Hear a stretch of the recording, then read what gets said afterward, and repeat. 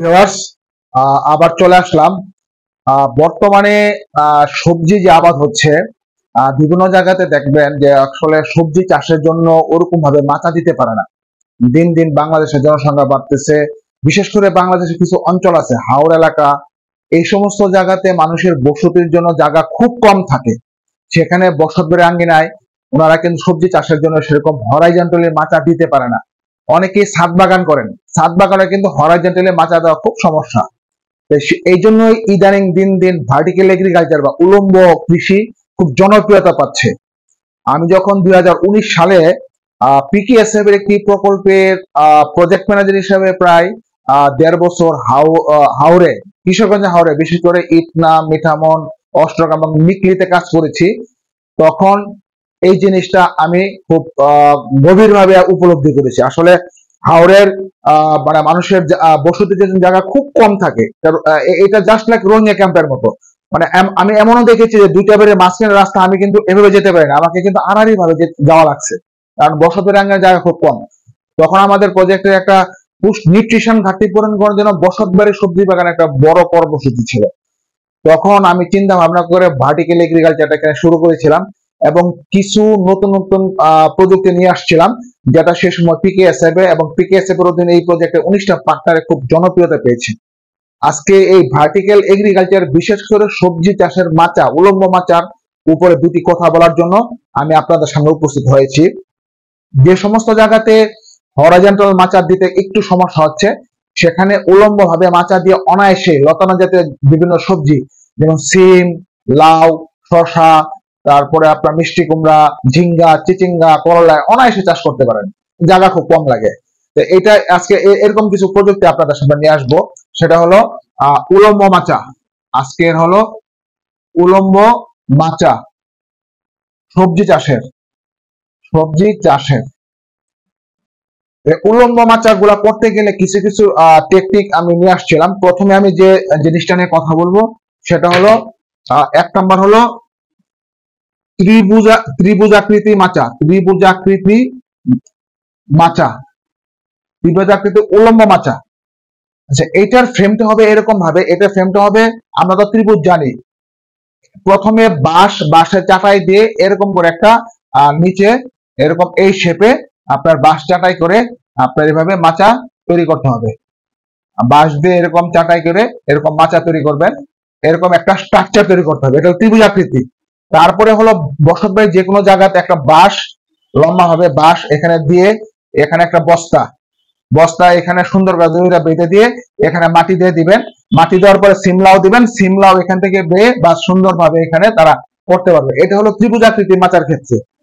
তারপরে আরেকটা সিস্টেম আমি এটা ডেভেলপ করেছিলাম, সেটা হলো আপনার স্কোয়ার উলম্ব মাচা। এটাকে বলা হয় স্কোয়ার উলম্ব মাচা বা চার কোনা উলম্ব মাচা। এটা হলো স্কোয়ার, স্কোয়ার উলম্ব মাচা, উলম্ব মাচা। এই মাচার স্ট্রাকচারটা হবে আপনার চারদিকেই চারটা বাহু সমান হবে।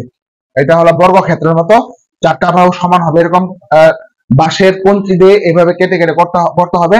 তারপর বাঁশের ফালিগুলো এরকম আড়াআড়ি করে দিয়ে দিবেন, তারপর এইভাবে দিবেন, এইভাবে একটা মাচা হবে। তারপরে মাঝখান দিয়ে একটা বাঁশ সুন্দরভাবে এখানে পুঁতে এখানে বস্তায় মাটি দিয়ে তারপরে আপনার সিমলাও দিয়ে দিবেন, এখানে উঠে কিন্তু আপনার অনায়াসে কিন্তু আপনার সবজি করা হতে পারে এবং জায়গা খুব কম লাগবে আর কি, যেখানে জায়গা কম। এটা হলো স্কোয়ার উলম্ব মাচা। তারপরে আসে হলো আপনার আয়তাকার উলম্ব মাচা। এটাকে বলা হয় আয়তাকার উলম্ব মাচা। আয়তাকারটা হলো বিপরীত বাহুগুলো সমান, এটা হলো আয়তাকার উলম্ব মাচা। এই এই ডিজাইন গুলো কিন্তু আমি তখন ডেভেলপ করেছিলাম। এটা হলো আয়তাকার উলম্ব মাচা। এটা হলো দুইটা বাহু, বিপরীত বাহুগুলো সমান হবে। এখানে বাঁশের কুচি আড়াআড়ি ভাবে দিয়ে দিবেন এবং এইখানে আড়াআড়ি ভাবে দিয়ে দিবেন সুন্দর করে। এটা মাটিতে এই স্ট্রাকচারটা কিন্তু তৈরি করতে হবে। তারপর শক্ত একটা বাঁশ দিয়ে এখানে বস্তায় মাটি দিয়ে সুন্দর করে বেঁধে দিবেন এবং সিম লাউ লাগাই দেবেন। সিম লাউ এখানে উঠে সুন্দর দিয়ে এখানে লাউ জ্বলবে, সিম জ্বলবে, অনায়াসে কিন্তু অল্প জায়গার ভিতরে আপনি আয়তাকার উলম্ব মাচা কিন্তু আপনি এটা করতে পারবেন। এটা হলো আয়তাকার উলম্ব মাচার ক্ষেত্রে। তারপরে হলো আপনার আমরা আমরা গেলাম হলো ত্রিভুজাকৃতি উলম্ব মাচা, স্কোয়ার উলম্ব মাচা, আয়তাকার উলম্ব মাচা, আর একটা হলো হেক্সাগোনাল, হেক্সাগোনাল। হেক্সাগোনাল উলম্ব মাচা, মানে এটা বেঞ্জিন চক্রের মতো, মানে 6 বাহু বিশিষ্ট হেক্সাগোনাল সিস্টেম করতে হবে।